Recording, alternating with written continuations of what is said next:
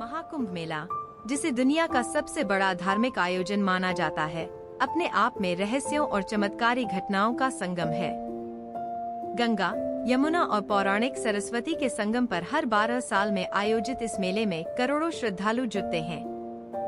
यह न केवल आस्था का प्रतीक है, बल्कि इसमें ऐसी घटनाएं भी घटती हैं जो वैज्ञानिक तर्कों से परे हैं।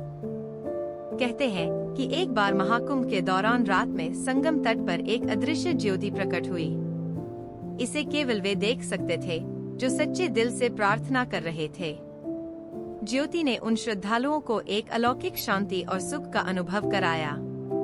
महाकुंभ के दौरान एक साधु ने घोषणा की कि वह अपने पिछले जन्म की स्मृतियों के साथ आया है। उसने ऐसी घटनाओं और लोगों का जिक्र किया जो अब तक किसी को ज्ञात नहीं थीं।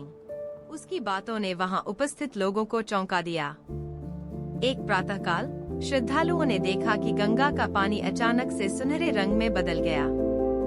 यह घटना कुछ ही घंटों तक चली, लेकिन इसे देखने वाले लोग इसे चमत्कार मानने लगे। कुंभ मेले में खो जाना आम बात है, लेकिन एक बार एक बच्चा जो 12 घंटे से गायब था, अचानक मुख्य पंडाल में पाया गया। बच्चे ने कहा कि एक दिव्य प्रकाश उसे वहां लेकर आया। कुछ श्रद्धालुओं ने दावा किया कि उन्होंने संगम पर ओम की पवित्र ध्वनि सुनी। यह ध्वनि इतनी मधुर थी कि उन्हें समय और स्थान का अनुभव ही नहीं रहा। महाकुंभ में नागा साधुओं की मौजूदगी भी एक रहस्य है। कई श्रद्धालुओं ने उन्हें पानी पर चलते हुए और अग्नि में प्रवेश कर बिना किसी क्षति के वापस आते हुए देखा। एक सुबह एक साधु ने गंगा से एक अद्वितीय और दुर्लभ शंख निकाला, जिसकी संरचना वैज्ञानिकों के लिए भी पहेली बनी रही। इस शंख को दिव्य वरदान माना गया। कई श्रद्धालुओं ने दावा किया कि संगम के पास पानी में एक अदृश्य सेतु का अनुभव हुआ, जिस पर वे चलते समय डूबे नहीं। एक साध्वी ने महाकुंभ के दौरान भविष्यवाणी की कि एक अदृश्य महामारी आने वाली है। उनकी बातों को अनसुना कर दिया गया, लेकिन बाद में वह सच साबित हुई। एक दिन कुंभ मेले में अचानक स्वर्गीय पुष्पों की वर्षा हुई। इनमें से कुछ फूल वैज्ञानिक रूप से पृथ्वी पर उपलब्ध नहीं थे। महाकुंभ के दौरान गंगा में एक प्राचीन मूर्ति प्रकट हुई, जिसे बाद में एक मंदिर में स्थापित किया गया। कुछ श्रद्धालुओं ने नागा साधुओं को ध्यान के दौरान अचानक अदृश्य होते देखा। कुछ क्षण बाद वे वहीं प्रकट हो गए। कुंभ में विभिन्न जाति और धर्म के लोग एक साथ स्नान करते हैं। यह मानवता की एकता का अद्भुत उदाहरण है।